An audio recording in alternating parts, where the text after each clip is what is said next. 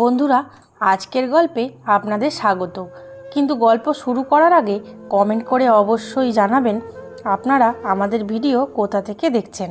আর হ্যাঁ, ভিডিওটি লাইক করুন এবং চ্যানেলটি সাবস্ক্রাইব করতে ভুলবেন না। আমার নাম পায়েল।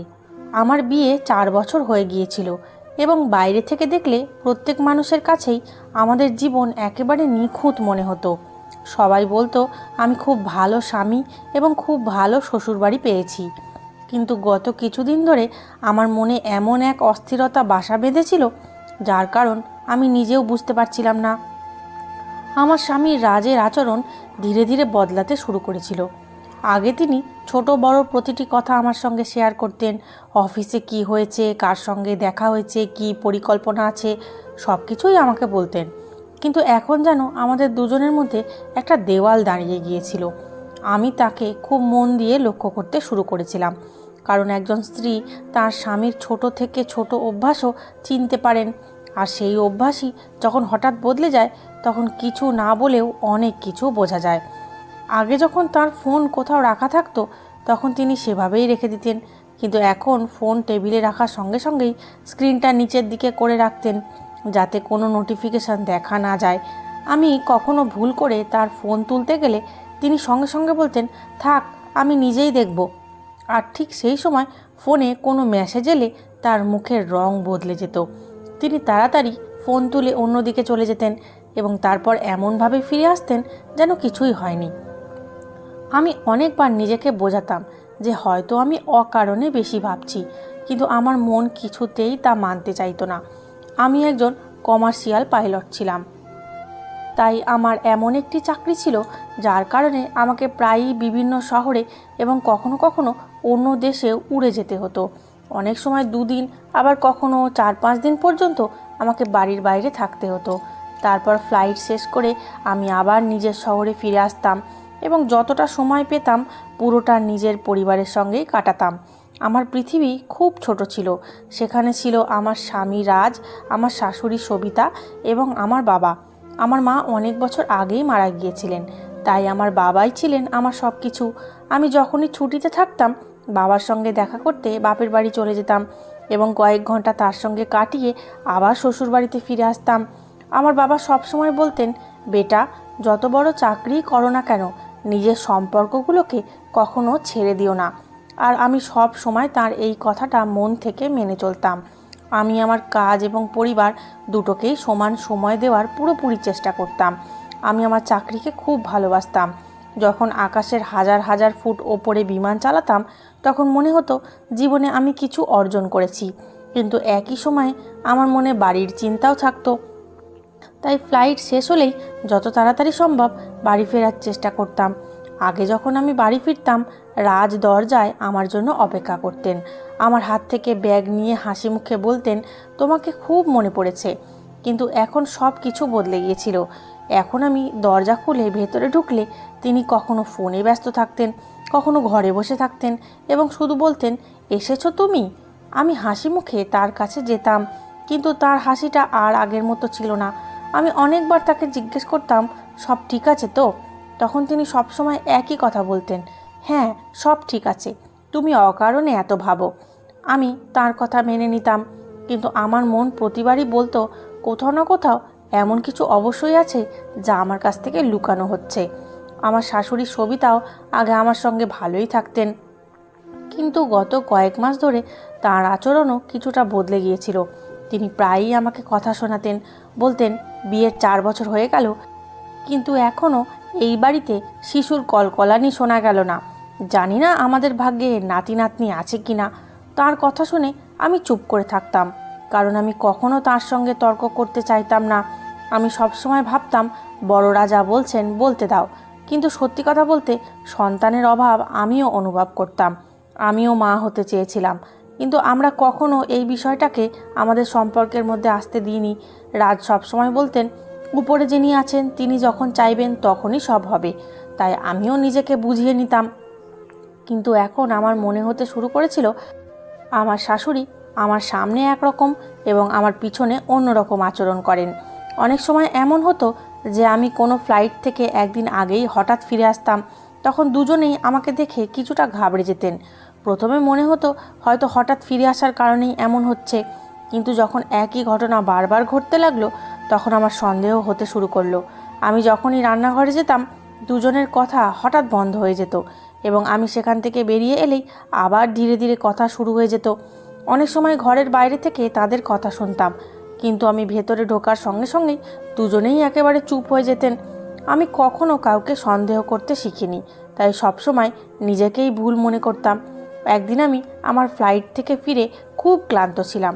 ভাবলাম আজ তাড়াতাড়ি বিশ্রাম নেব। আমি নিজের ঘরে গিয়ে দেখলাম রাজ বারান্দায় দাঁড়িয়ে কারো সঙ্গে ফোনে নিচু গলায় কথা বলছেন। আমাকে দেখেই তিনি সঙ্গে সঙ্গে ফোন কেটে দিলেন। আমি হেসে জিজ্ঞেস করলাম, কার সঙ্গে কথা বলছিলে? তিনি আমার দিকে না তাকিয়েই বললেন, অফিসের কাজ ছিল। আমি আর কিচ্ছু জিজ্ঞেস করিনি, কিন্তু আমার মনে আরও প্রশ্ন বাড়তে লাগলো। রাতে তিনি ঘুমিয়ে পড়ার পর প্রথমবার আমার মনে তার ফোন দেখার কথা এলো, কিন্তু পরের মুহূর্তেই নিজেকে থামিয়ে দিলাম। ভাবলাম সম্পর্কের মধ্যে বিশ্বাস যদি শেষ হয়ে যায় তাহলে সেই সম্পর্ক বেশি দিন টেকে না। তাই আমি ফোনে হাত দিইনি। কিন্তু পরের দিন সকালে উঠে দেখলাম তার ফোনটা বালিশের নিচে রাখা। আগে তিনি কখনো এমন করতেন না। এই ছোট ছোট বিষয়গুলো আমার মনকে আরও অস্থির করে তুলতে লাগলো। আমার চাকরির কারণে আমি শক্ত হয়ে উঠেছিলাম, কঠিন পরিস্থিতিতেও সিদ্ধান্ত নিতে জানতাম, কিন্তু নিজের বাড়িতে চলতে থাকা এই অদ্ভুত দূরত্বের মুখোমুখি হওয়া আমার জন্য সবচেয়ে কঠিন হয়ে উঠেছিল। আমি প্রতিদিনই আশা করতাম হয়তো সব কিছু আবার আগের মতো হয়ে যাবে, কিন্তু প্রতিটি নতুন দিন আমার সামনে একটি নতুন প্রশ্ন এনে দাঁড় করাতো। আমার শাশুড়ির আচরণও এখন আরও অদ্ভুত লাগতে শুরু করেছিল। আমি যদি রাজের সঙ্গে কোথাও বাইরে যাওয়ার কথা বলতাম, তিনি কোনো না কোনো অজুহাত দেখিয়ে তাকে আটকে দিতেন। কখনো বলতেন শরীরটা ভালো নেই, কখনো বলতেন বাড়ির কাজ আছে।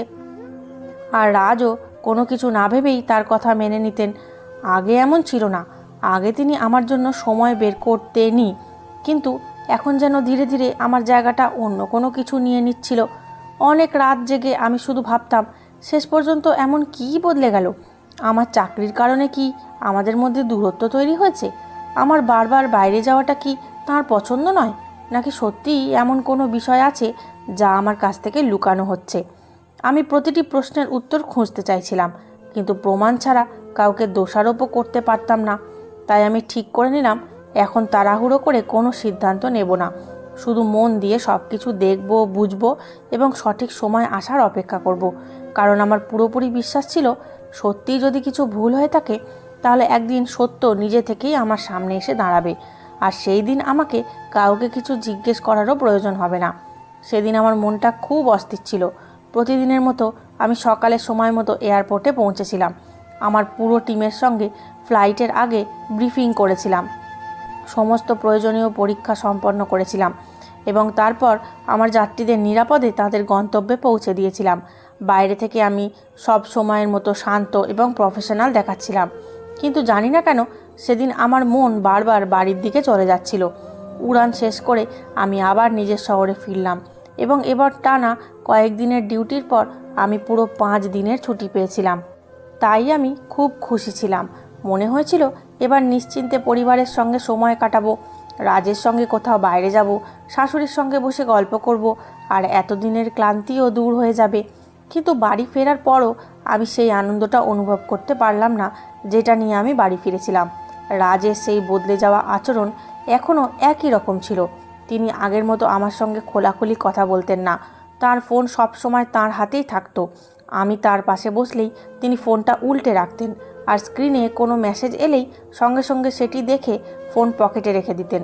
অনেক সময় আমি জিজ্ঞেস করতাম, কার মেসেজ? তখন তিনি হেসে বলতেন, অফিসের কাজ।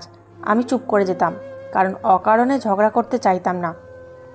কিন্তু আমার মনে ওঠা প্রশ্নগুলো প্রতিদিন আরও গভীর হয়ে উঠছিল। আগে আমি যখন ফ্লাইট থেকে ফিরতাম তিনি রাতে তাড়াতাড়ি বাড়ি চলে আসতেন, যাতে আমরা সবাই একসঙ্গে বসে খেতে পারি। কিন্তু এখন তিনি প্রায়ই রাত পর্যন্ত অফিসে থাকতে শুরু করেছিলেন। আমি তার আসার অপেক্ষা করতাম, খাবার গরম করতাম, তারপর তা ঠান্ডা হয়ে যেত, আবার গরম করতাম, কিন্তু তিনি আসতেন না।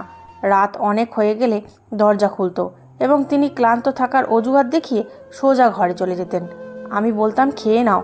তখন বলতেন, অফিসেই খেয়ে নিয়েছি। আমি শুধু তার দিকে তাকিয়ে থাকতাম, বুঝতে পারতাম না শেষ পর্যন্ত এমন কী বদলে গেছে। এক রাতে ঘড়ির দিকে তাকিয়ে দেখলাম প্রায় 11:30 বাজে। আমি সোফায় বসে তার জন্য অপেক্ষা করছিলাম। ফোন করলাম, কিন্তু তিনি ফোনও ধরলেন না। প্রায় আধ ঘন্টা পর তার একটি মেসেজ এলো। সেখানে লেখা ছিল, মিটিংয়ে আছি, দেরি হবে, তুমি ঘুমিয়ে পড়ো। সেই ছোট্ট মেসেজটি আমার মনে আরও বেশি অস্থিরতা তৈরি করেছিল, কারণ আগে কখনো এমন হয়নি। পরের দুদিনও প্রায় একই ঘটনা চলতে থাকলো। তারপর এক সকালে আমার জীবন হঠাৎ বদলে গেল। তখন সকালবেলা আমি প্রতিদিনের মতো রান্নাঘরে দাঁড়িয়ে চা বানাচ্ছিলাম। শাশুড়িমা হল ঘরে বসে টিভি দেখছিলেন, আর রাজ অফিসে যাওয়ার জন্য তাড়াহুড়ো করে তৈরি হচ্ছিল। ঠিক তখনই হঠাৎ আমার ফোন বেজে উঠল। আমি গ্যাসের আঁচ কমিয়ে ফোনটা তুলে দেখলাম স্ক্রিনে আমার বাবার ম্যানেজারের নাম লেখা ছিল। এত সকালে তার ফোন দেখে আমার বুক ধড়ফড় করতে লাগলো, কারণ তিনি কখনো অকারণে ফোন করতেন না। আমি তাড়াতাড়ি ফোনটা রিসিভ করে উদ্বিগ্ন হয়ে জিজ্ঞেস করলাম, হ্যালো, কি হয়েছে? সব ঠিক আছে তো? আপনি এত সকালে ফোন করছেন কেন? ওপার থেকে তার উদ্বিগ্ন কণ্ঠ ভেসে এলো, ম্যাডাম, আপনি যত তাড়াতাড়ি সম্ভব বাড়িতে চলে আসুন। স্যারের শরীর হঠাৎ খুব বেশি খারাপ হয়ে গেছে। তার ডায়াবেটিস অনেক বেড়ে গেছে, খুব বেশি দুর্বল লাগছে, বারবার মাথা ঘুরছে। ডাক্তার বলেছেন তাকে এখনই হাসপাতালে নিয়ে যেতে হবে। আপনি দয়া করে তাড়াতাড়ি চলে আসুন। তার কথা শুনতেই আমার হাত পা কাঁপতে শুরু করলো। আমার মুখের রং ফ্যাকাশে হয়ে গেল। মনে হলো যেন পায়ের নিচ থেকে মাটি সরে গেছে। আমার হাত থেকে ফোনটা প্রায় পড়েই যাচ্ছিল। কয়েক মুহূর্ত আমি সেখানেই দাঁড়িয়ে রইলাম। তারপর নিজেকে সামলে নিয়ে দৌড়ে সেই ঘরে গেলাম যেখানে রাজ ব্যাগ নিয়ে বেরোনোর জন্য প্রস্তুত হচ্ছিল। আমি উদ্বিগ্ন হয়ে বললাম, রাজ, তাড়াতাড়ি চলো, বাবার শরীর খুব খারাপ হয়ে গেছে, তাকে হাসপাতালে নিয়ে যেতে হবে, আমাদের এখনই বেরোতে হবে। আমি আশা করেছিলাম সে এক মুহূর্ত দেরি না করে আমার সঙ্গে বেরিয়ে পড়বে, কিন্তু সে আমার দিকে তাকিয়ে একেবারে শান্ত গলায় বলল, আমি যেতে পারবো না, অফিসের জন্য অনেক দেরি হয়ে যাচ্ছে। আজ আমার খুব জরুরি একটা মিটিং আছে, সেটা কোনোভাবেই বাতিল করতে পারবো না। তুমি ড্রাইভারের সঙ্গে চলে যাও, আমি পরে দেখছি। তার কথা শুনে কয়েক সেকেন্ডের জন্য আমি বিশ্বাসই করতে পারলাম না। আমি আবার বললাম, রাজ প্লিজ, উনি শুধু আমার নন, তোমারও বাবার মতো। তাঁর অবস্থা খুব খারাপ, তুমি শুধু আজ আমার সঙ্গে চলো। কিন্তু সে নিজের ঘড়ির দিকে তাকিয়ে বলল, পায়েল, বললাম তো আমার দেরি হয়ে যাচ্ছে, তুমি ড্রাইভারের সঙ্গে চলে যাও, আমি ফ্রি হয়ে চলে আসব।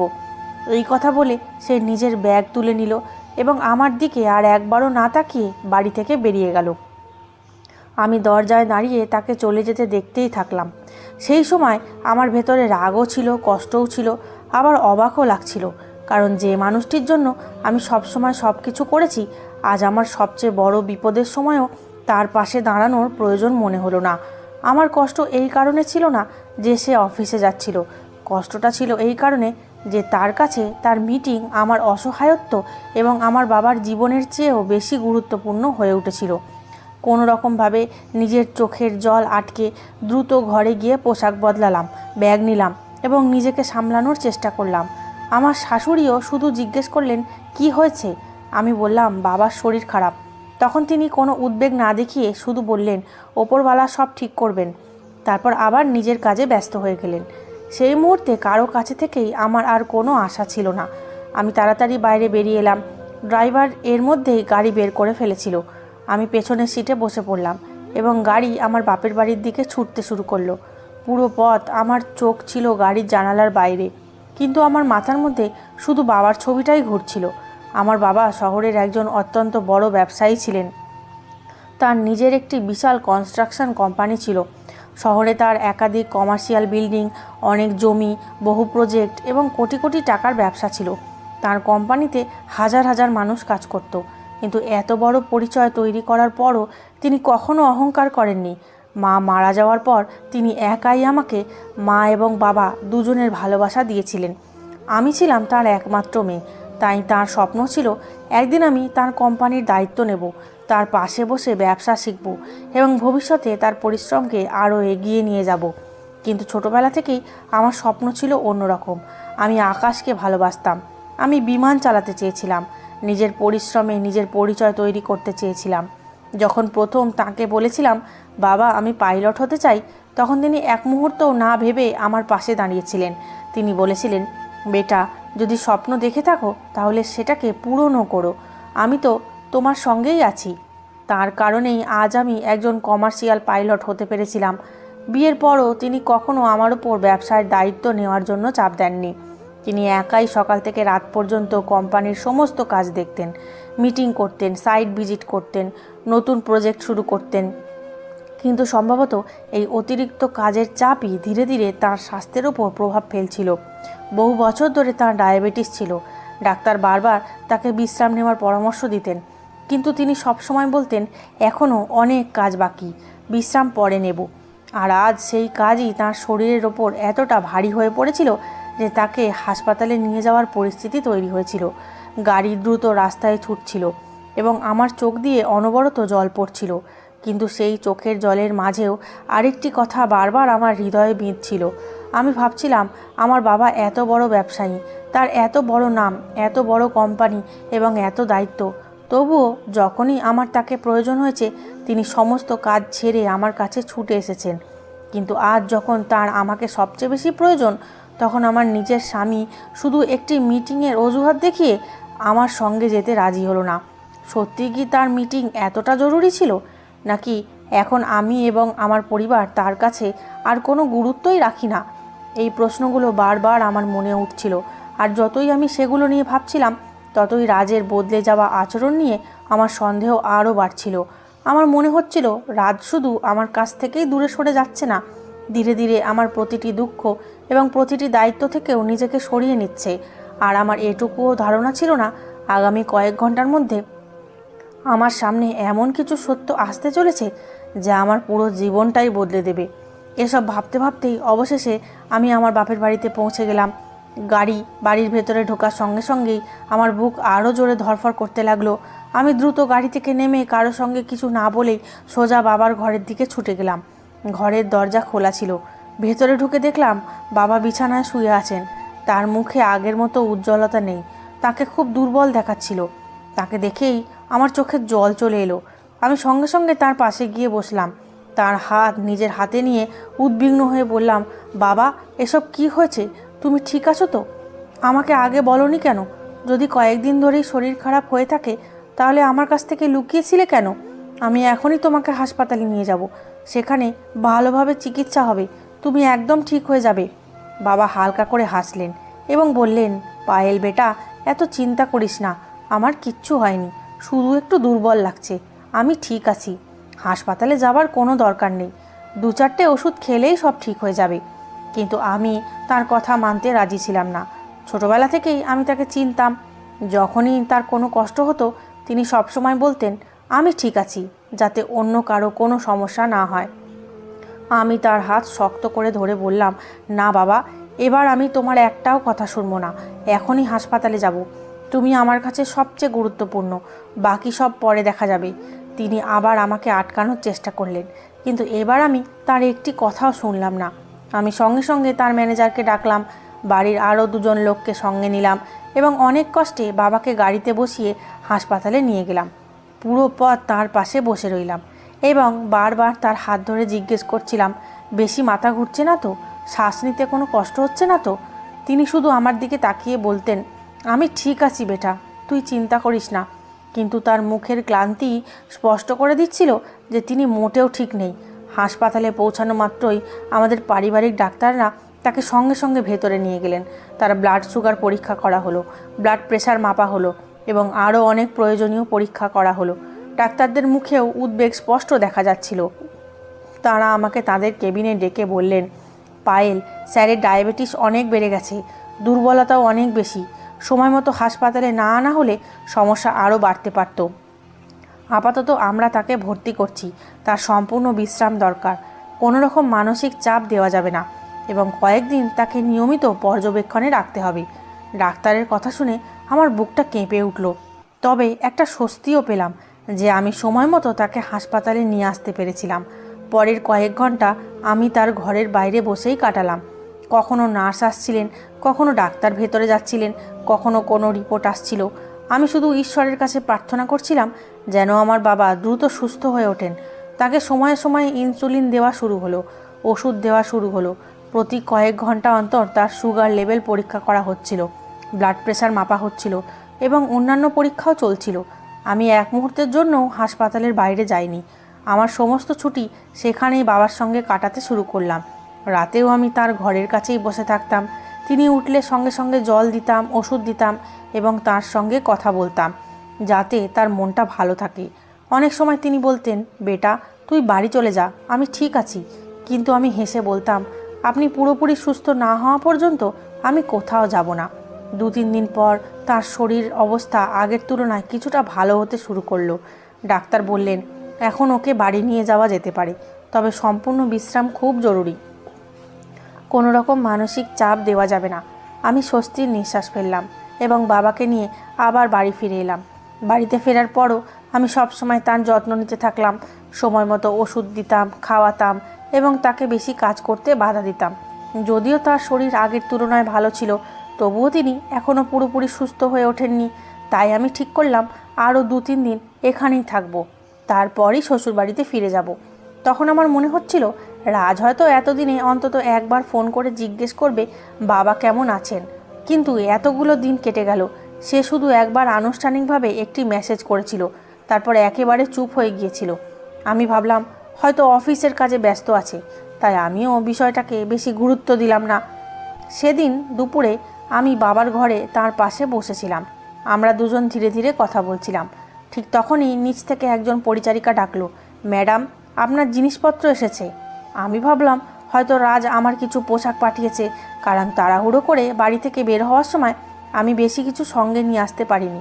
আমি নিচে গেলাম, সেখানে একটি বড় সুটকেস রাখা ছিল, তার সঙ্গে একটি ফাইলও রাখা ছিল।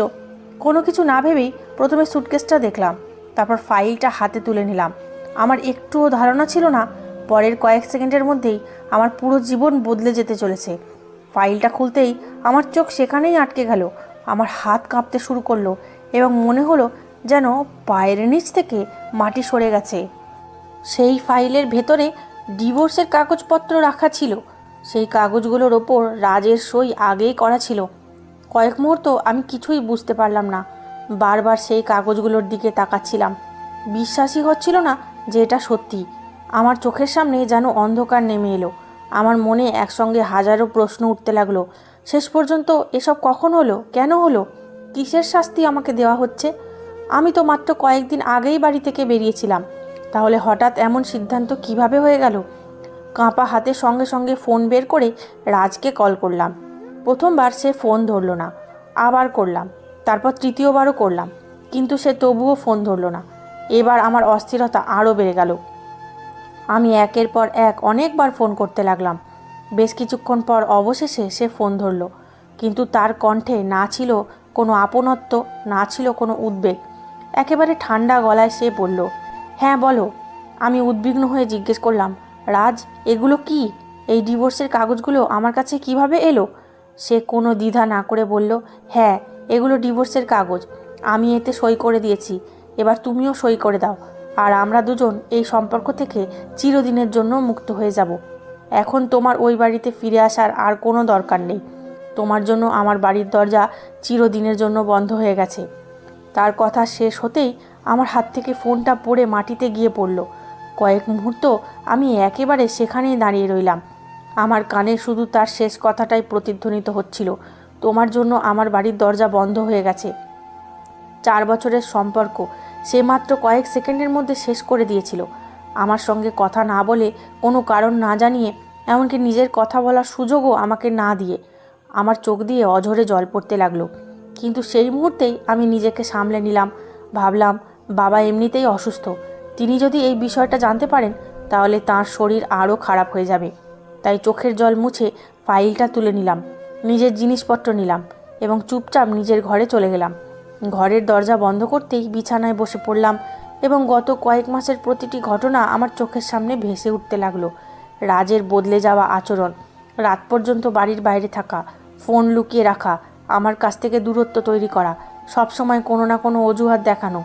এখন আমার মনে হচ্ছিল এসব হঠাৎ করে ঘটেনি, এসব অনেক আগে থেকেই চলছিল এবং আমার চাকরি ও নিজের বিশ্বাসের কারণে আমি কিছুই বুঝতে পারিনি।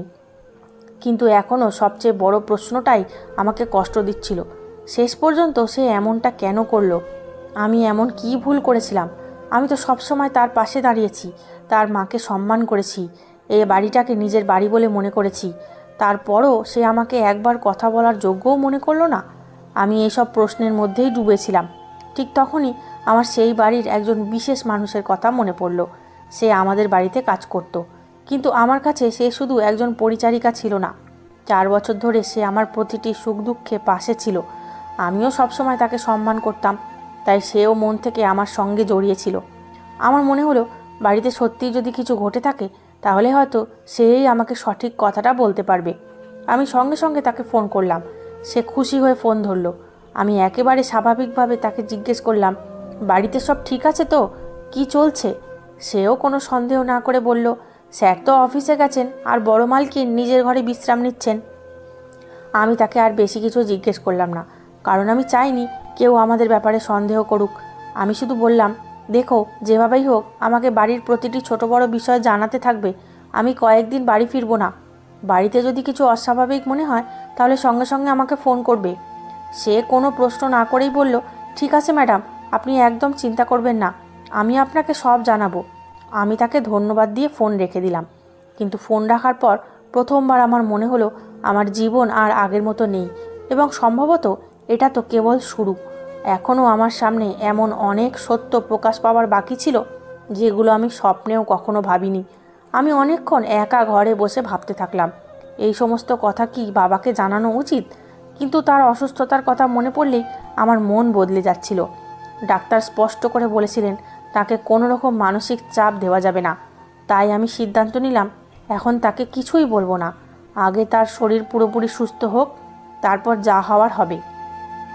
আমি আমার চাকরি থেকে আরও কয়েকদিনের ছুটি নিয়ে নিলাম, কারণ এই মুহূর্তে আমার কাছে সবচেয়ে গুরুত্বপূর্ণ ছিল আমার ভেঙে যাওয়া সম্পর্কের সত্যিটা জানা। আমি বারবার নিজেকেই প্রশ্ন করছিলাম, শেষ পর্যন্ত এমন কী ঘটেছিল যে রাজ আমার সঙ্গে একবার কথা না বলেই ডিভোর্সের সিদ্ধান্ত নিয়ে ফেলল? শেষ পর্যন্ত সে আমার জিনিসপত্র বাড়ির বাইরে কেন পাঠিয়ে দিল? আমাকে নিজের বাড়ি থেকে বের করে দেওয়ার জন্য তার এত তাড়া কিসের ছিল? আমি প্রতিটি প্রশ্নের উত্তর চেয়েছিলাম, এবং সত্য না জেনে আমি কোনোভাবেই হাল ছাড়তে রাজি ছিলাম না। আমি এখন ছোট ছোট বিষয়গুলোর দিকেও নজর দিতে শুরু করেছিলাম। আমার পুরোপুরি বিশ্বাস ছিল আমি যদি ধৈর্য ধরে থাকি তাহলে একদিন সত্য নিজেই সামনে এসে দাঁড়াবে। সেদিন দুপুরবেলা আমি হল ঘরে বসে চা খাচ্ছিলাম। বাবা নিজের ঘরে বিশ্রাম নিচ্ছিলেন। ঠিক তখনই আমার ফোন বেজে উঠল। দেখলাম সেই বিশ্বস্ত পরিচারিকার ফোন, যে সবসময় আমার পাশে ছিল। আমি সঙ্গে সঙ্গে ফোন ধরলাম। এবার তার কণ্ঠ আগের চেয়ে অনেক বেশি উদ্বিগ্ন ছিল। সে ধীরে ধীরে বলল, ম্যাডাম, আপনাকে খুব জরুরি একটা কথা বলতে হবে। আমি বললাম, হ্যাঁ বলো, কি হয়েছে? সে বলল, ম্যাডাম, আজ স্যার অন্য একজন ম্যাডামকে বাড়িতে নিয়ে এসেছেন, আর আমার তো মনে হচ্ছে তিনি হয়তো তাকে বিয়েও করেছেন। বড় মালকিন তাকে খুব ভালোভাবে স্বাগত জানিয়েছেন, ঠিক যেভাবে বাড়িতে নতুন বউকে স্বাগত জানানো হয় সেভাবেই আরতি করা হয়েছে, মিষ্টি খাওয়ানো হয়েছে, এবং বাড়ির লোকেরাও তাকে নতুন বউ বলে ডাকছে। ম্যাডাম, আমি কিছুই বুঝতে পারছি না, আপনি থাকতে স্যার কিভাবে দ্বিতীয় বিয়ে করতে পারেন? তার কথা শুনে আমার একটুও অবাক লাগলো না, কারণ এতক্ষণে যা কিছু ঘটছিল তা থেকে আমি আগেই সন্দেহ করে ফেলেছিলাম। আমি গভীরভাবে শ্বাস নিয়ে শান্ত গলায় বললাম, সে আমাকে ডিভোর্সের কাগজ পাঠিয়েছে। সে কয়েক মুহূর্ত চুপ করে থেকে বলল, ম্যাডাম, আপনি কি বলছেন, সত্যি? আমি বললাম, হ্যাঁ, কিন্তু এখনও আমাদের ডিভোর্স হয়নি, কারণ আমি সেই কাগজে সই করিনি। আদালতের মাধ্যমে আইনি প্রক্রিয়া সম্পূর্ণ না হওয়া পর্যন্ত আমি তার স্ত্রী। এমন অবস্থায় যদি সে দ্বিতীয় বিয়ে করে থাকে তাহলে সেটা সম্পূর্ণ ভুল। সে আমার সঙ্গে প্রতারণা করেছে, কিন্তু এবার আমি তাকে এত সহজে ছাড়ব না। সে আমার সঙ্গে যা করেছে তার জবাব তাকে আইনের সামনে দিতে হবে। আমার কথা শুনে সে বলল, ম্যাডাম, আপনি একদম সাহস হারাবেন না। বাড়িতে যা কিছু হবে আমি আপনাকে সব জানাতে থাকব। আমি তাকে ধন্যবাদ দিয়ে ফোন রেখে দিলাম। কিন্তু সেই দিনের পর থেকে আমার মনের কষ্ট ধীরে ধীরে রাগে পরিণত হতে শুরু করলো। এখন আমি আর কাঁদছিলাম না। এখন আমি ভাবছিলাম, শেষ পর্যন্ত রাজ এমনটা কেন করলো? শেষ পর্যন্ত সে আমাকে এতটা ঘৃণা করতে শুরু করলো কখন? পরের 1-2 দিন আমি পুরোপুরি বাবার সঙ্গে ছিলাম। সময় মতো ওষুধ দিতাম, খাওয়াতাম, এবং তার সঙ্গে বসে কথা বলতাম, যাতে তার মন ভালো থাকে। তিনি ধীরে ধীরে আগের চেয়ে ভালো অনুভব করতে শুরু করেছিলেন, কিন্তু তার দুর্বলতা এখনও স্পষ্ট ছিল। একদিন আমি তার ঘরে বসেছিলাম। তখন তিনি আমার হাত ধরে বললেন, বেটা, অনেক দিন হয়ে গেল তুমি নিজের বাড়িতে যাওনি, আর আজও কোনো ফোন আসেনি, সব ঠিক আছে তো? তার প্রশ্নটা যেন আমার হৃদয়ে আঘাত করলো। কয়েক মুহূর্ত আমি চুপ করে রইলাম। আমি অনেক চেষ্টা করলাম কথাটা এড়িয়ে যেতে, কিন্তু তার কাছে বেশিক্ষণ মিথ্যা বলতে পারলাম না। তিনি সবসময় আমাকে সত্যি কথা বলতে শিখিয়েছিলেন, আর আজ আমি তার কাছেই সত্যিটা লুকিয়ে রাখছিলাম। অবশেষে আমি সাহস করে বাবাকে সব কিছু বলে দিলাম। আমি বললাম, বাবা, রাজ আমার জিনিসপত্র এখানে পাঠিয়ে দিয়েছে এবং সে ডিভোর্সের কাগজপত্রও পাঠিয়েছে। আমার কথা শুনতেই তার মুখের রং বদলে গেল, তার শ্বাস প্রশ্বাস দ্রুত হয়ে গেল। আমি ভয় পেয়ে গেলাম। সঙ্গে সঙ্গে তাকে জল খাওয়ালাম। তার হাত ধরে বললাম, বাবা, তুমি একদম চিন্তা করো না, আমি ঠিক আছি। তোমার মেয়ে অনেক শক্ত, আমার কারো নামের প্রয়োজন নেই। আমি নিজের পরিশ্রমে নিজের পরিচয় তৈরি করেছি। যে আমার সঙ্গে অন্যায় করেছে তাকে অবশ্যই তার শাস্তি পেতে হবে, কিন্তু তুমি নিজের শরীর খারাপ করো না। আমার শুধু তোমার পাশে থাকা দরকার। আমার কথা শুনে তার চোখে জল এসে গেল। তিনি আমার হাতটা শক্ত করে ধরলেন, কিন্তু কিছু বলতে পারলেন না। আমি বুঝতে পারছিলাম নিজের কষ্টের চেয়েও তিনি আমার জন্য বেশি চিন্তা করছেন। আমি তাকে বিশ্রাম নিতে বললাম এবং নিজে বাইরে চলে এলাম। কিন্তু তখন আমার মনে একটাই কথা ছিল, আমাকে প্রতিটি সত্য জানতে হবে। সেদিন সন্ধ্যায় আবার আমার পরিচারিকার ফোন এলো। এবার তার গলা আরও নিচু ছিল। সে বলল, ম্যাডাম, আজ আমি আবার খুব জরুরি একটা কথা জানতে পেরেছি। আমি জিজ্ঞেস করলাম, কি হয়েছে? সে বলল, আজ স্যার আর সেই নতুন ম্যাডাম দুজনেই ঘরে বসে কথা বলছিলেন। আমি বাইরে পরিষ্কার করছিলাম, তখন তাদের কথাগুলো আমার কানে আসে। তারা কোনো জমির কথা বলছিলেন। স্যার বলছিলেন কোম্পানিতে অনেক বড় ক্ষতি হয়ে গেছে, এখন নতুন ব্যবসার জন্য টাকার দরকার। তারা একটি নতুন কোম্পানি খুলতে চলেছেন এবং সেই কোম্পানিটি ওই নতুন ম্যাডামের নামে হবে। তার নাম রাখা হবে রিয়া ক্লথ ফ্যাক্টরি। তারা বলছিলেন টাকা পাওয়া গেলে সব কিছু আবার ঠিক হয়ে যাবে। তার কথা শুনে আমি আর কিছু না বলে ফোন কেটে দিলাম, কারণ এখন আমার মাথায় একে একে সব কিছু জুড়ে যেতে শুরু করেছিল। এখন আমি বুঝতে পারছিলাম আসলে পুরো খেলাটা কী ছিল। রাজের বদলে যাওয়া আচরণ, ফোন লুকিয়ে রাখা, রাত পর্যন্ত বাড়ির বাইরে থাকা, আমার কাছ থেকে দূরত্ব তৈরি করা, সবসময় রেগে থাকা এবং তারপর হঠাৎ ডিভোর্সের কাগজ পাঠিয়ে দেওয়া, এসব কোনো একদিনের সিদ্ধান্ত ছিল না। এটা অনেক আগে থেকেই করা একটি পরিকল্পনা ছিল। এখন আমি নিশ্চিত হয়ে গেলাম যে ওই মেয়েটির সঙ্গে তার অনেক দিন ধরেই সম্পর্ক ছিল। আমি যখনই তাকে জিজ্ঞেস করতাম সে এত দেরি করে কেন বাড়ি ফেরে বা ফোন কেন লুকিয়ে রাখে, তখন সে উল্টে আমার ওপরেই রেগে যেত। আমি ভাবতাম হয়তো অফিসের চাপ আছে, কিন্তু সত্যিটা ছিল অন্যরকম। সে অফিসে নয়, ওই মেয়েটির সঙ্গে দেখা করতে যেত এবং আমি আমার বিশ্বাসের কারণে সব কিছু উপেক্ষা করে গিয়েছিলাম। ঠিক তখনই হঠাৎ আমার একটি পুরনো কথা মনে পড়ল, যা মনে পড়তেই আমার সারা শরীর শিউরে উঠল। আমার মনে পড়ল এক রাতে পরপর অনেকগুলো ফ্লাইট শেষ করে আমি প্রচণ্ড ক্লান্ত হয়ে বাড়ি ফিরেছিলাম। সেদিন রাজ নিজে আমার জন্য জল এনে দিয়েছিল। সে খুব ভালোবাসার সঙ্গে বলেছিল, পায়েল, আমি আমাদের ভবিষ্যতের জন্য একটা নতুন ব্যবসা শুরু করতে চাই। কিছু কাগজ তৈরি করেছি, শুধু এখানে সই করে দাও। আমি তখন প্রচণ্ড ক্লান্ত ছিলাম, তার ওপর আমার পুরো বিশ্বাস ছিল, তাই কোনো কিছু না পড়েই আমি সেই কাগজগুলোতে সই করে দিয়েছিলাম। সে বলেছিল, বাকিটা আমি সামলে নেব, তুমি বিশ্রাম করো। তারপর আমি খাওয়া দাওয়া করে ঘুমিয়ে পড়েছিলাম। তখন আমার একটুও ধারণা ছিল না যে যে কাগজগুলোতে আমি বিশ্বাস করে সই করছি, একদিন সেগুলোই আমার জীবনের সবচেয়ে বড় ভুল হয়ে দাঁড়াবে। এখন সব কিছু পরিষ্কার হতে শুরু করেছিল। আমি কয়েক বছর ধরে কমার্শিয়াল পাইলট হিসেবে কাজ করছিলাম। নিজের পরিশ্রমে ভালো উপার্জন করেছিলাম, কখনো নিজের উপার্জনের টাকা অযথা খরচ করিনি। ধীরে ধীরে টাকা জমিয়ে ভবিষ্যৎ সুরক্ষিত করার জন্য নিজের নামে প্রায় 4 বিঘা জমি কিনেছিলাম, যার মূল্য ছিল প্রায় 2 কোটি টাকা। সেই জমি নিয়ে আমার খুব গর্ব ছিল, কারণ সেটা কেউ আমাকে দিয়ে যায়নি, আমার নিজের পরিশ্রমের উপার্জন দিয়ে কেনা ছিল। কিন্তু এখন আমি বুঝতে পারলাম, সেই রাতে যে কাগজগুলোতে চোখ বন্ধ করে বিশ্বাস করে সই করেছিলাম, তার মধ্যে সম্ভবত সেই জমির কাগজও ছিল। রাত চালাকি করে সেই জমি নিজের নামে করে নিয়েছিল, যাতে ভবিষ্যতে যখন ইচ্ছা সেটা বিক্রি করতে পারে বা বন্ধক রাখতে পারে, এবং তার জন্য আমার আর কোনো সই বা অনুমতির প্রয়োজন না হয়। এখন তার প্রতিটি পদক্ষেপের অর্থ আমি বুঝতে পারছিলাম। রাজ একটি বড় আইটি কোম্পানির মালিক ছিল, তার কোম্পানি অনেক বড় বড় প্রতিষ্ঠানের জন্য সফটওয়্যার এবং অন্যান্য প্রযুক্তিগত প্রজেক্ট তৈরি করত। কিন্তু গত কিছু সময় ধরে তার কোম্পানি ক্রমাগত লোকসানের মধ্যে চলছিল। অনেক বড় ক্লায়েন্ট তাদের প্রজেক্ট বাতিল করে দিয়েছিল। কিছু মানুষ সময় মতো পেমেন্ট করেনি। নতুন প্রজেক্টও আগের মতো পাওয়া যাচ্ছিল না। কোম্পানির আয় কমতে শুরু করেছিল। কিন্তু কর্মচারীদের বেতন, অফিসের ভাড়া এবং অন্যান্য খরচ ক্রমাগত বেড়েই চলছিল। সম্ভবত সেই কারণে তার অনেক বড় অঙ্কের টাকার প্রয়োজন ছিল এবং আমার জমি তার কাছে সবচেয়ে সহজ পথ বলে মনে হয়েছিল। অন্যদিকে আমার শাশুড়িও সবসময় আমাকে সন্তান না হওয়ার জন্য কথা শোনাতেন। তিনি প্রায়ই রাজের সামনেও একই কথা বলতেন। বিয়ের 4 বছর হয়ে গেল, কিন্তু এখনও বাড়িতে কোনো সন্তান এলো না। ধীরে ধীরে সম্ভবত তিনিও রাজের মনে আমার বিরুদ্ধে নানা কথা ঢুকিয়ে দিয়েছিলেন। আর তারপর রাজ নিজের স্বার্থে দুটি বিষয় একসঙ্গে ভেবে নিয়েছিল। একদিকে সে ওই মেয়েটির সঙ্গে নতুন জীবন শুরু করতে চেয়েছিল, আর অন্যদিকে আমার কোটি টাকার জমিও নিজের নামে করে নিতে চেয়েছিল, যাতে লোকসানে ডুবে থাকা নিজের ব্যবসাটাকে বাঁচাতে পারে। এখন আমার সামনে পুরো ছবিটা ধীরে ধীরে পরিষ্কার হয়ে যাচ্ছিল। সে শুধু আমাকে ছেড়ে যায়নি, সে আমার বিশ্বাসের সুযোগ নিয়েছে, আমার ভালোবাসাকে ব্যবহার করেছে এবং আমার পরিশ্রমের উপার্জনের ওপরও নজর রেখেছিল। কিন্তু এখন আমি আর আগের সেই পায়েল ছিলাম না। আমি ঠিক করে নিয়েছিলাম, লড়াই না করে আমি পিছিয়ে যাব না। যে আমাকে প্রতারণা করেছে তাকে তার প্রতিটি অন্যায় কাজের হিসাব দিতে হবে।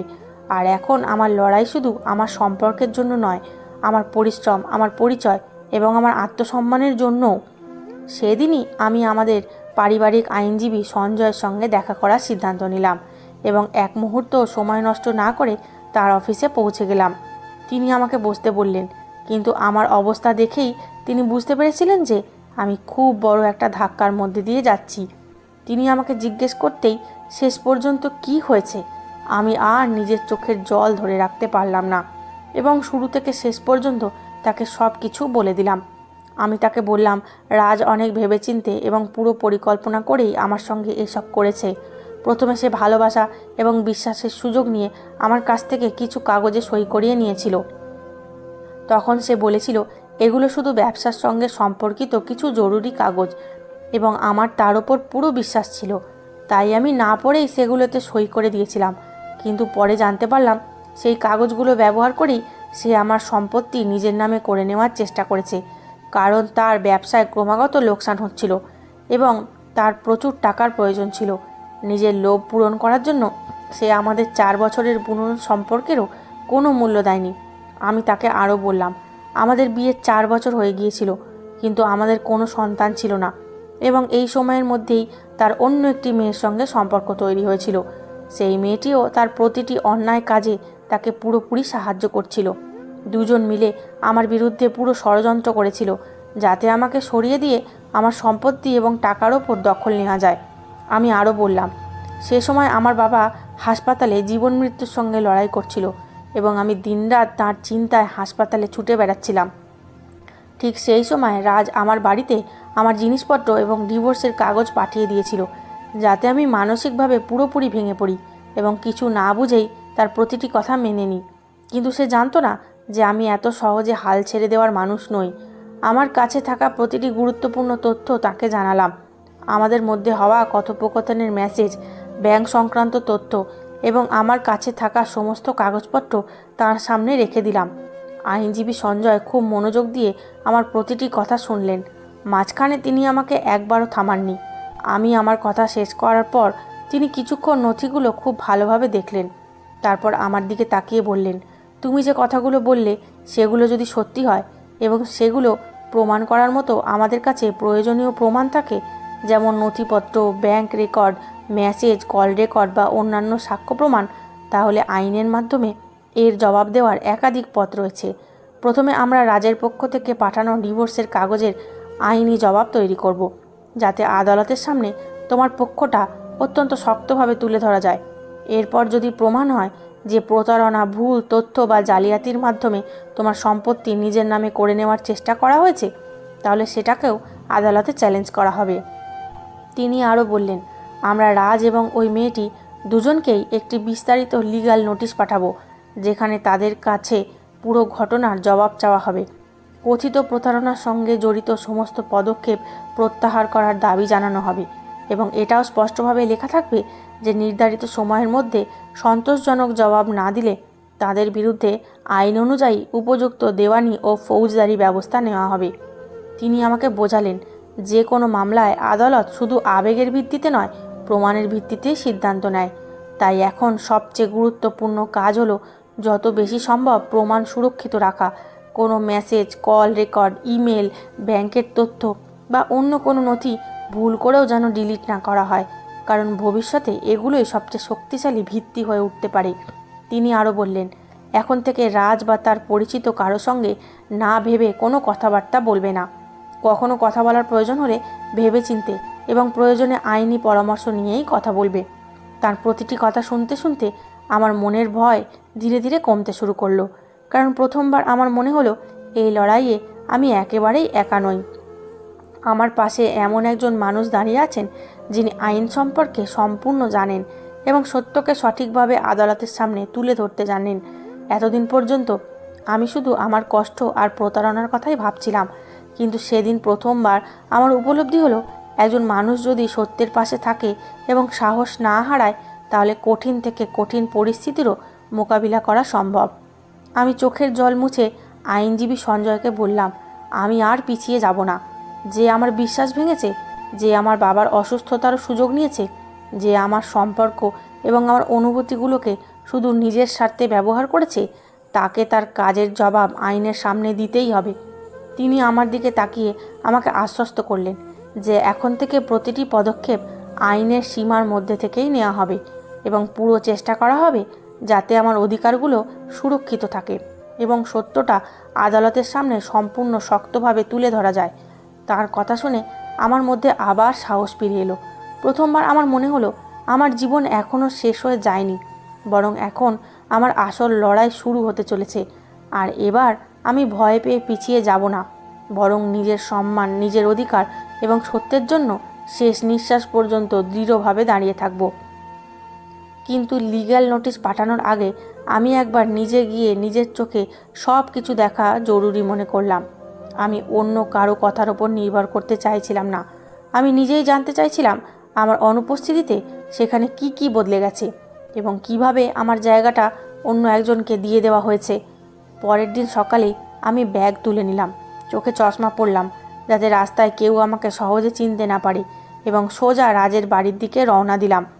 পুরো পথ আমার বুকের ধুকপুকানি বেড়েই চলেছিল, কারণ এটাই সেই বাড়ি যেখানে বিয়ের পর 4 বছর আমি কাটিয়েছিলাম, যেখানে নিজের সম্পর্কটা বাঁচানোর জন্য আমি সমস্ত চেষ্টা করেছিলাম।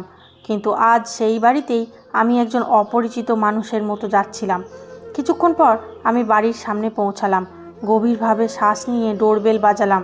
কয়েক সেকেন্ডের মধ্যেই দরজা খুলে গেল এবং সামনে রিয়া দাঁড়িয়েছিল। আমাকে দেখেই তার মুখের রং ফ্যাকাশে হয়ে গেল। সে অবাক হয়ে বলল, তুমি এখানে কি করতে এসেছো? আমি তার দিকে তাকিয়ে নির্ভয়ে বললাম, আগে তুমি বলো, আমাকে এই প্রশ্ন করার তুমি কে?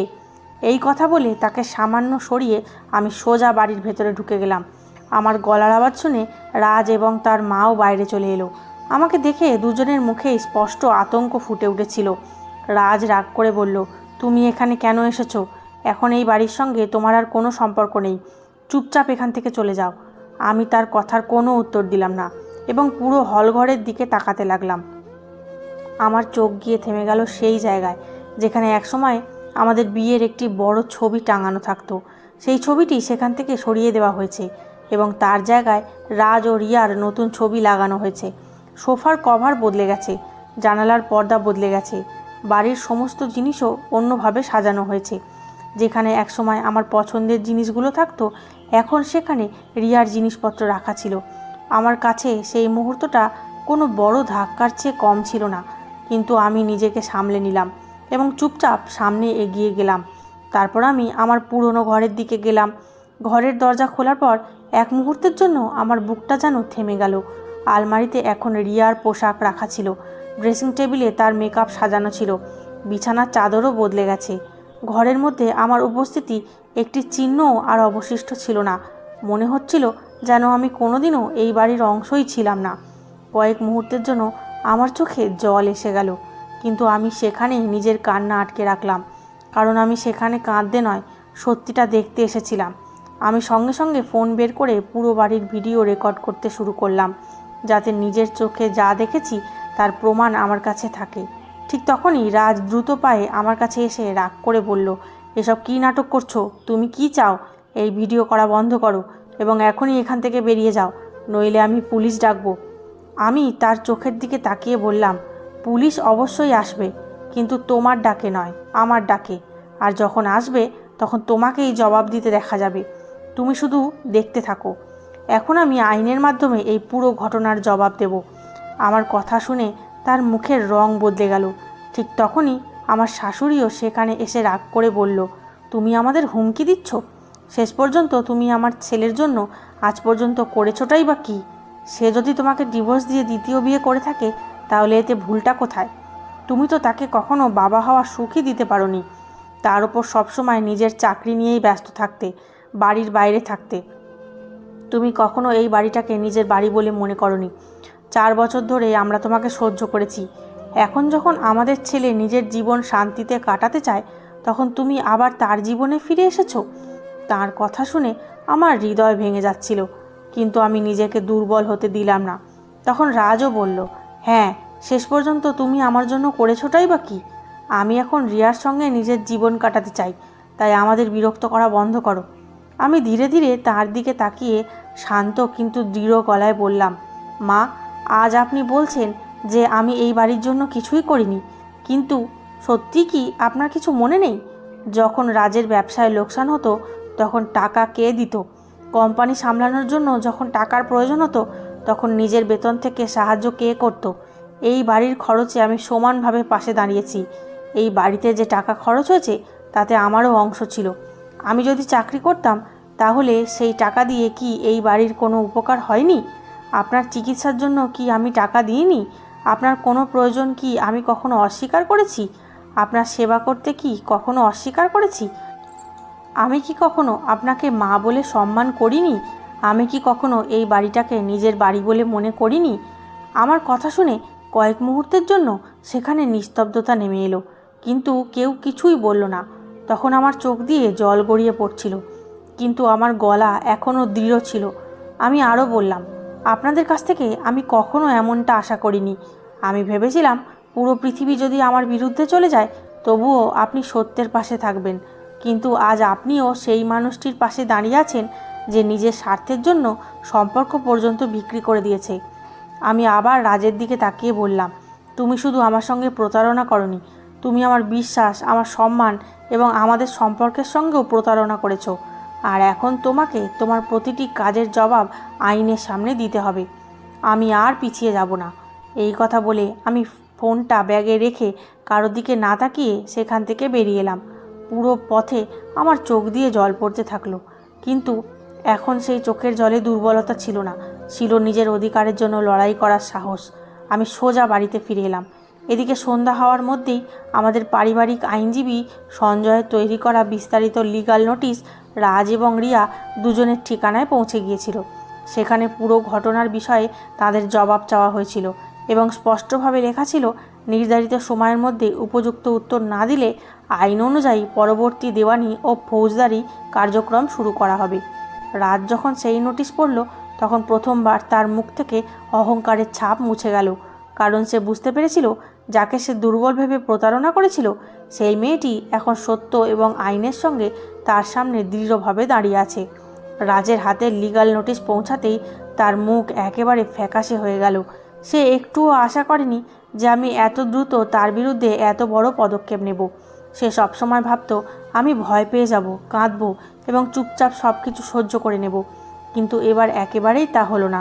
সে সঙ্গে সঙ্গে নিজের আইনজীবীকে ফোন করলো এবং তার সঙ্গে দেখা করতে চলে গেল। সেখানে গিয়ে সে তাকে পুরো ঘটনা বলল এবং আমার পাঠানো লিগ্যাল নোটিশটি তার সামনে রাখলো। তার আইনজীবী নোটিশটি মনোযোগ দিয়ে পড়লেন এবং তারপর তাকে বললেন, এই মামলার সঠিক জবাব দিতে হলে প্রথমে আমাকে সম্পত্তির সমস্ত কাগজপত্র, ব্যাংকের তথ্য এবং অন্যান্য প্রয়োজনীয় নথি দেখাও। সব কিছু না দেখে আমি কোনো জবাব তৈরি করতে পারবো না। এরপর রাজ তার কাছে থাকা সমস্ত কাগজপত্র সংগ্রহ করে আইনজীবীকে দিয়ে দিল। কয়েকদিন পর তাদের পক্ষ থেকে নোটিশের জবাব আমাদের আইনজীবীর কাছে এলো, কিন্তু তাতেও কোনো সমাধান হলো না। দুপক্ষই নিজেদের বক্তব্যে অনড় রইল। তখন আমার পারিবারিক আইনজীবী সঞ্জয় বললেন, এখন আদালত ছাড়া আর কোনো পথ নেই। তিনি সঙ্গে সঙ্গে মামলা দায়ের করলেন। কয়েকদিন পর আদালতে প্রথম শুনানির তারিখ পড়ল। সেদিন সকাল থেকেই আমি খুব উদ্বিগ্ন ছিলাম, কিন্তু নিজেকে সামলে নিয়ে আইনজীবীর সঙ্গে আদালতে পৌঁছে গেলাম। অন্যদিকে রাজও তার আইনজীবীর সঙ্গে সেখানে উপস্থিত ছিল। কিছুক্ষণ পর বিচারক মহাশয় এলেন। শুনানি শুরু হলো। প্রথমে আমার আইনজীবী বিচারকের সামনে বললেন, আমাদের পক্ষ থেকে বলা হচ্ছে সম্পত্তি সংক্রান্ত কিছু কাগজে প্রতারণার মাধ্যমে সই করিয়ে নেওয়া হয়েছিল এবং পরে সেই কাগজগুলোরই অপব্যবহার করা হয়েছে। তাই পুরো বিষয়টি ভালোভাবে তদন্ত করা প্রয়োজন। অন্যদিকে রাজের আইনজীবী বললেন, তাদের মতে এমন কিছুই ঘটেনি এবং তারাও তাদের প্রমাণ আদালতের সামনে পেশ করবেন। বিচারক দুপক্ষের বক্তব্য মনোযোগ দিয়ে শুনলেন এবং তারপর বললেন, এই মামলায় যে সিদ্ধান্তই নেওয়া হবে তা শুধুমাত্র প্রমাণের ভিত্তিতেই হবে, কারো কথা শুনে নয়। এরপর দুই পক্ষকেই নিজেদের কাগজপত্র, ব্যাংকের রেকর্ড, মেসেজ, কল রেকর্ড এবং অন্যান্য সমস্ত প্রমাণ জমা দেওয়ার সময় দেওয়া হলো। শুনানি পরবর্তী তারিখে স্থগিত করা হলো। পরবর্তী তারিখের আগে আমি আবার আমার আইনজীবী সঞ্জয়ের সঙ্গে দেখা করতে গেলাম। এবার আমি সঙ্গে সেই ভিডিওটিও নিয়ে গিয়েছিলাম, যেটা আমি নিজে রাজের বাড়িতে গিয়ে রেকর্ড করে এনেছিলাম। আমি তাকে পুরো ভিডিওটি দেখালাম, যেখানে বাড়ির ভেতরের পরিবর্তন, আমার বিয়ের ছবি সরিয়ে অন্য ছবি লাগানো এবং বাকি সমস্ত বিষয় স্পষ্টভাবে দেখা যাচ্ছিল। আমি তাকে বললাম, আমার মনে হয় এই ভিডিওটি আমার পক্ষকে আরও শক্তিশালী করতে পারে। তিনি ভিডিওটি মনোযোগ দিয়ে দেখলেন এবং তার একটি কপি নিজের কাছে রেখে দিলেন। তারপর বললেন, আদালত যদি এটিকে গ্রহণ করে তাহলে আমরা অবশ্যই এটিকে প্রমাণ হিসেবে দেখাবো। এরপর আমি তাকে বললাম, আমাদের পুরনো কাজের লোক সুষমাও এই মামলায় খুব গুরুত্বপূর্ণ সাক্ষী, কারণ সে বাড়িতে ঘটে যাওয়া অনেক ঘটনা নিজের চোখে দেখেছে। সে রাজ এবং তার মায়ের কথাবার্তাও শুনেছে এবং সে বলতে পারবে বাড়িতে আমার সঙ্গে কেমন আচরণ করা হতো। আমার আইনজীবী সুষমার সঙ্গেও দীর্ঘক্ষণ কথা বললেন এবং তার সম্পূর্ণ বক্তব্য তৈরি করলেন। তিনি তাকে বুঝিয়ে দিলেন, আদালতে শুধু সেই কথাই বলবে যা তুমি নিজের চোখে দেখেছো অথবা নিজের কানে শুনেছো। এরপর তিনি আমার সম্পত্তির সঙ্গে সম্পর্কিত সমস্ত সরকারি রেকর্ড বের করার কাজ শুরু করলেন। জমির কাগজপত্র, নাম পরিবর্তনের সঙ্গে সম্পর্কিত রেকর্ড এবং অন্যান্য প্রয়োজনীয় নথি আনানো হলো। সেগুলো পরীক্ষা করার পর এমন অনেক বিষয় সামনে এলো যেগুলো থেকে বোঝা গেল যে আমার অজান্তেই সম্পত্তির রেকর্ডে পরিবর্তন করার চেষ্টা করা হয়েছিল। আমার আইনজীবী সেই সমস্ত কাগজের কপি বের করলেন এবং প্রতিটি বিষয় খুব ভালোভাবে পরীক্ষা করলেন। এর মধ্যেই আমরা এটাও জানতে পারলাম যে রাজ এই সম্পত্তির ওপর ভরসা করে কোটি কোটি টাকা খরচ করে একটি কারখানা শুরু করার প্রস্তুতি নিচ্ছিল। এই কথা জানার পর আমার আইনজীবী সেই কারখানার সঙ্গেও সম্পর্কিত প্রয়োজনীয় রেকর্ড বের করতে শুরু করলেন, যাতে প্রয়োজন হলে সেগুলিও আদালতে দেখানো যায়। ধীরে ধীরে আমাদের কাছে এমন অনেক কাগজপত্র এবং তথ্য এসে গেল যা আমার পক্ষকে আরও শক্তিশালী করে তুলছিল। অবশেষে দ্বিতীয় তারিখও এসে গেল। সেদিন আমি আগের চেয়ে অনেক বেশি সাহস নিয়ে আদালতে পৌঁছালাম, কারণ এখন আমার মনে হচ্ছিল সত্য ধীরে ধীরে সবার সামনে চলে আসছে। কিছুক্ষণ পর শুনানি শুরু হলো। আমার আইনজীবী একে একে সমস্ত কাগজপত্র বিচারকের সামনে রাখতে লাগলেন। তিনি ব্যাংকের তথ্য দেখালেন, প্রয়োজনীয় নথি দেখালেন এবং তারপর বললেন, এখন আমরা একটি ভিডিও দেখাতে চাই, যেটি আমার মক্কেল নিজে রেকর্ড করেছেন।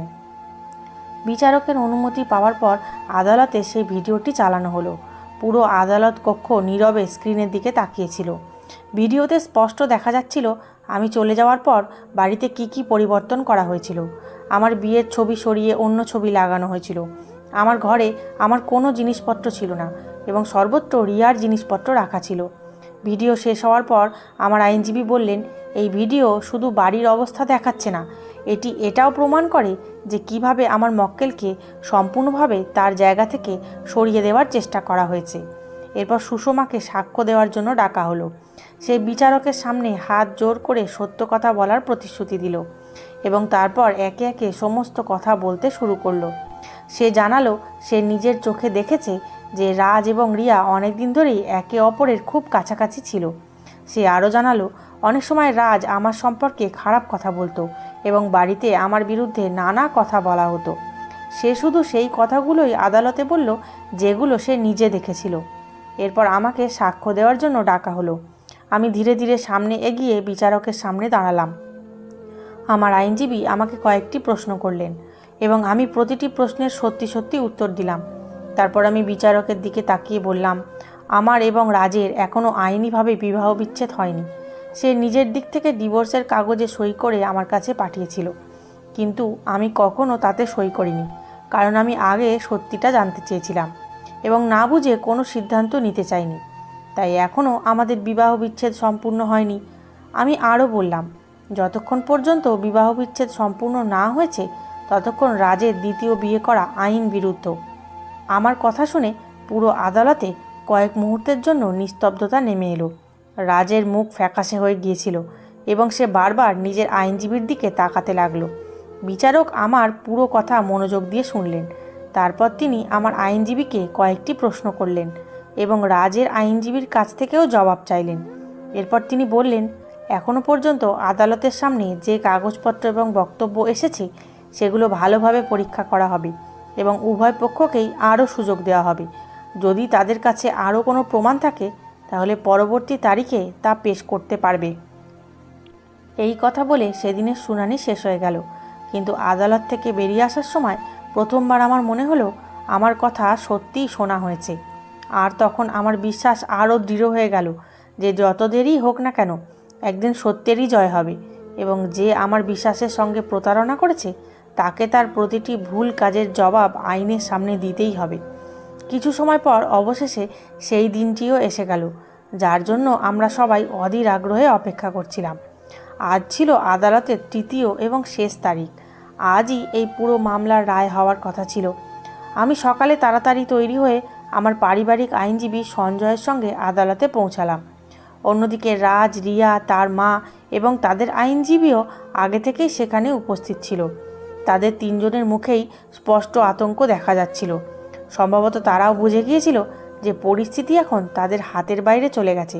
কিছুক্ষণ পর বিচারক আদালতে এলেন এবং শুনানি শুরু হলো। প্রথমে তিনি মামলার ফাইল দেখলেন এবং তারপর দুই পক্ষের আইনজীবীকে শেষবারের মতো জিজ্ঞেস করলেন, কারো কাছে যদি নতুন কোনো প্রমাণ বা সাক্ষী থাকে তাহলে এখনই পেশ করতে পারেন। আমার আইনজীবী বললেন, আমাদের পক্ষ থেকে যতগুলো প্রয়োজনীয় প্রমাণ ছিল সেগুলো ইতিমধ্যেই আদালতে পেশ করা হয়েছে। এরপর বিচারক রাজের আইনজীবীর দিকে তাকিয়ে বললেন, পায়েলের পক্ষ থেকে ভিডিও, সাক্ষী, ব্যাংকের রেকর্ড, সম্পত্তি সংক্রান্ত নথি এবং অন্যান্য সমস্ত প্রমাণ আদালতে পেশ করা হয়েছে। এগুলোর জবাবে আপনাদের কাছে কি এমন কোনো প্রমাণ আছে যার মাধ্যমে প্রমাণ করা যায় যে আপনার মক্কেল কোনো ভুল কাজ করেনি? এই কথা শুনে রাজের আইনজীবী কয়েক মুহূর্ত চুপ করে দাঁড়িয়ে রইলেন। তিনি নিজের ফাইলের পাতা উল্টাতে লাগলেন, কিন্তু তার কাছে বলার মতো আর কিছুই ছিল না। অবশেষে তিনি মাথা নিচু করে বললেন, না বিচারক মহাশয়, এর চেয়ে বেশি কোনো প্রমাণ আমাদের কাছে নেই। তার এই কথা শুনতেই পুরো আদালতে একেবারে নীরবতা নেমে এলো। রাজ আতঙ্কিত হয়ে নিজের আইনজীবীর দিকে তাকালো, কিন্তু ততক্ষণে অনেক দেরি হয়ে গেছে। বিচারক কিছুক্ষণ ধরে পুরো ফাইলটি আবার দেখলেন এবং তারপর রায় ঘোষণা করতে শুরু করলেন। তিনি বললেন, আদালতের সামনে যে নথি, সাক্ষী, ভিডিও এবং অন্যান্য প্রমাণ পেশ করা হয়েছে সেগুলো পর্যালোচনা করার পর স্পষ্ট হয় যে পায়েলের সঙ্গে প্রতারণা করা হয়েছে। তার অজান্তে সম্পত্তি সংক্রান্ত কাগজপত্রের অপব্যবহার করা হয়েছে এবং পরবর্তীতে সেই সম্পত্তি বিক্রি করে প্রাপ্ত অর্থ নিজেদের স্বার্থে ব্যবহার করা হয়েছে। তাই আদালত নির্দেশ দিচ্ছে যে আইন অনুযায়ী পায়েলকে তার সম্পত্তি সংক্রান্ত বিষয়ে সম্পূর্ণ ন্যায় বিচার দিতে হবে। যদি তার কোনো ধরনের আর্থিক ক্ষতি হয়ে থাকে তাহলে আইন অনুযায়ী তার ক্ষতিপূরণও দিতে হবে এবং প্রয়োজনীয় সমস্ত আইনি ব্যবস্থা সম্পন্ন করতে হবে। এরপর বিচারক রাজের দিকে তাকালেন। সেই সময় রাজের চোখে স্পষ্ট ভয় দেখা যাচ্ছিল। বিচারক বললেন, রাজ, তুমি তোমার স্ত্রীর বিশ্বাসের অন্যায়ভাবে সুযোগ নিয়েছো, তাকে প্রতারণার মধ্যে রেখে তার সই নিয়েছো, তার সম্পত্তির অপব্যবহার করেছো, তাকে মানসিকভাবে হয়রানি করেছো এবং নিজের স্বার্থে তার পরিশ্রম ও বিশ্বাস দুটিরই অপব্যবহার করেছো। আদালতের সামনে যে প্রমাণ এসেছে তার ভিত্তিতে তোমার বিরুদ্ধে আনা অভিযোগগুলো প্রমাণিত হয়েছে। তাই আদালত তোমার বিরুদ্ধে প্রমাণিত অপরাধের জন্য তোমাকে 5 বছরের কারাদণ্ড এবং 1 লক্ষ টাকা জরিমানা সাজা দিচ্ছে। এই কথা শুনতেই রাজের মুখের রং উড়ে গেল। শেষ মুহূর্ত পর্যন্ত হয়তো তার আশা ছিল যে কোনোভাবে সে বেঁচে যাবে, কিন্তু এবার আর তা হলো না। এরপর বিচারক রিয়ার দিকে তাকিয়ে বললেন, আদালতের সামনে আসা প্রমাণ থেকেও স্পষ্ট যে তুমি এই পুরো ঘটনার বিষয়ে অবগত ছিলে এবং রাজকে সহযোগিতা করেছিলে। তাই তোমার বিরুদ্ধে প্রমাণিত অভিযোগগুলোর জন্য আদালত তোমাকে 3 বছরের কারাদণ্ড এবং 5 লক্ষ টাকা জরিমানার সাজা দিচ্ছে। রিয়া এই কথা শুনেই কাঁদতে শুরু করলো, কিন্তু এখন কারো কান্নায় রায় পরিবর্তন হওয়ার ছিল না। এরপর বিচারক রাজের মায়ের দিকে তাকিয়ে বললেন, তোমার বিরুদ্ধেও এমন প্রমাণ আদালতে পেশ করা হয়েছে যার মাধ্যমে প্রমাণিত হয় যে তুমি এই পুরো ঘটনার বিষয়ে জানতে এবং এই ষড়যন্ত্রে তুমিও তাকে সহযোগিতা করেছো। তাই তোমার বিরুদ্ধে প্রমাণিত অপরাধের জন্য আদালত তোমাকে 3 বছরের কারাদণ্ড এবং 3 লক্ষ টাকা জরিমানার সাজা দিচ্ছে। রায় ঘোষণা হওয়ার সঙ্গে সঙ্গে পুরো আদালতে নীরবতা নেমে এলো। রাজ, তার মা এবং রিয়া তিনজনের মুখই ফ্যাকাশে হয়ে গিয়েছিল, আর আমার চোখ দিয়ে আনন্দের জল বেরিয়ে এলো। কয়েক মাস ধরে যে ন্যায় বিচারের জন্য আমি অপেক্ষা করছিলাম, অবশেষে তা আমি পেয়েই গেলাম। সেই মুহূর্তে আমার মনে হলো যেন বুকের ওপর রাখা বিশাল একটি বোঝা নেমে গেছে। আমি ঈশ্বরকে ধন্যবাদ জানাচ্ছিলাম যে শেষ পর্যন্ত সত্যেরই জয় হয়েছে। আদালত থেকে বেরিয়ে আসার সঙ্গে সঙ্গে আমি আমার আইনজীবী সঞ্জয়কে ধন্যবাদ জানালাম। তাঁরা যদি মন থেকে আমাকে সাহায্য না করতেন তাহলে হয়তো আমি কোনোদিনই ন্যায় বিচার পর্যন্ত পৌঁছাতে পারতাম না। তিনি হেসে বললেন, জয় সবসময় সত্যেরই হয়, শুধু সাহস হারানো যাবে না। সেদিন আমি প্রথমবার সম্পূর্ণ শান্তি নিয়ে বাড়ি ফিরলাম। কয়েক মাস ধরে আমার ভেতরে যে ভয়, মানসিক চাপ আর অস্থিরতা ছিল তা ধীরে ধীরে কমতে শুরু করলো। এরপর আমি আমার পুরো সময়টা বাবার সঙ্গে কাটাতে শুরু করলাম। সময় মতো তাকে ওষুধ দিতাম, তার খাবারের পুরোপুরি খেয়াল রাখতাম, ডাক্তারের প্রতিটি পরামর্শ মেনে চলতে বলতাম এবং চেষ্টা করতাম যাতে কোনোভাবেই তিনি মানসিক চাপ না নেন। ধীরে ধীরে তার শরীর আগের তুলনায় অনেক ভালো হতে শুরু করলো। তার ডায়াবেটিসও অনেকটাই নিয়ন্ত্রণে চলে এলো। ডাক্তার যখন তার আবার পরীক্ষা করলেন তখন তিনিও বললেন যে এখন তার স্বাস্থ্য আগের তুলনায় অনেক ভালো এবং এভাবেই যত্ন নেওয়া হলে তিনি একেবারে স্বাভাবিক জীবনযাপন করতে পারবেন। কথাটা শুনে আমি খুব খুশি হলাম, কারণ আমার কাছে পৃথিবীর সবচেয়ে বড় সম্পদ ছিল আমার বাবার হাসি। কিছুদিনের জন্য আমি আমার চাকরি থেকে ছুটি নিয়েছিলাম, কিন্তু যখন বাড়ির সমস্ত সমস্যা ধীরে ধীরে মিটে যেতে শুরু করলো তখন আমি আবার আমার এয়ারলাইনের সঙ্গে যোগাযোগ করলাম এবং ডিউটিতে যোগ দেওয়ার তারিখ ঠিক করে নিলাম। নির্ধারিত দিনে আবার ইউনিফর্ম পরে সম্পূর্ণ আত্মবিশ্বাসের সঙ্গে বিমানবন্দরে পৌঁছালাম। সেখানে আমার পুরো টিমের সঙ্গে ফ্লাইটের আগে প্রয়োজনীয় মিটিং করলাম, আবহাওয়ার তথ্য নিলাম, ফ্লাইট সংক্রান্ত সমস্ত প্রয়োজনীয় পরীক্ষা সম্পন্ন করা হলো এবং তারপর কয়েক মাস পর আবার ককপিটে গিয়ে আমার প্রথম ফ্লাইট পরিচালনা করলাম। বিমানটি যখন আকাশে উড়ে উঠল তখন আমার মনে হলো যেন আমার জীবন আবার নতুন করে শুরু হচ্ছে। সেদিন আমি উপলব্ধি করলাম, জীবন যতই কঠিন হোক না কেন, একজন মানুষ যদি সাহস না হারায় তাহলে সে আবার নিজের পায়ে দাঁড়াতে পারে। এরপর আমি আগের মতোই সম্পূর্ণ পরিশ্রম এবং সততার সঙ্গে নিজের কাজ শুরু করলাম। অন্যদিকে আমার বাবাও এখন আগের তুলনায় অনেক বেশি শক্তিশালী অনুভব করতে লাগলেন। ডাক্তারের পরামর্শ অনুযায়ী তিনি নিজের খাওয়া দাওয়ার পুরোপুরি খেয়াল রাখলেন, সময় মতো ওষুধ খেলেন এবং কাজের চাপও কমিয়ে দিলেন। যখন তার শরীর পুরোপুরি সুস্থ হয়ে উঠল তখন তিনিও ধীরে ধীরে নিজের কনস্ট্রাকশন কোম্পানির দায়িত্ব আবার নিজের হাতে তুলে নিলেন। তিনি প্রতিদিন অফিসে যেতে শুরু করলেন, নিজের টিম এবং ম্যানেজারের সঙ্গে মিটিং করতেন, নতুন প্রজেক্টের খবর নিতেন, পুরনো আটকে থাকা কাজগুলো শেষ করাতেন এবং আগের মতো পুরো ব্যবসা সামলাতে শুরু করলেন। কয়েক মাসের মধ্যেই তার কোম্পানি আবার আগের মতো ভালোভাবে চলতে শুরু করলো এবং তার মুখেও সেই পুরনো হাসি ফিরে এলো, যা দেখে আমার মন সবচেয়ে বেশি আনন্দ পেত। এখন আমি আমার বাবার সঙ্গে সেই বাড়িতেই থাকছি। আমরা দুজনে মিলে আমাদের জীবনকে আবার নতুনভাবে শুরু করেছি। এখন আমাদের জীবনে আগের মতো ভয় নেই, আছে শান্তি। আমি নিজের কাজের প্রতি সম্পূর্ণ মনোযোগ দিই এবং বাকি সময়টা বাবার সঙ্গে কাটাই। আমার সঙ্গে যা কিছু ঘটেছে তা আমি কখনোই ভুলতে পারবো না। সেই প্রতারণা আমাকে অনেক কষ্ট দিয়েছিল, কিন্তু সেই কষ্টই আমাকে আরও শক্তিশালী করে তুলেছিল। আজও যখন সেই দিনগুলোর কথা মনে করি তখন মনে হয় যেন সেগুলো আমার জীবনের একটি খুব খারাপ স্বপ্ন ছিল, যা শেষ পর্যন্ত শেষ হয়ে গেছে। সেই পুরো যাত্রা আমাকে অনেক কিছু শিখিয়েছে। আমি শিখেছি কাউকে চোখ বন্ধ করে বিশ্বাস করা উচিত নয়, নিজের অধিকারের জন্য সব সময় দাঁড়ানো উচিত এবং কখনো সত্যের সঙ্গও ছেড়ে দেওয়া উচিত নয়। আজ ঈশ্বরের কৃপায় আমি খুব সুখী। আমার বাবা সুস্থ আছেন, আমি নিজের চাকরিও করছি এবং শান্তিতে নিজের জীবন এগিয়ে নিয়ে যাচ্ছি।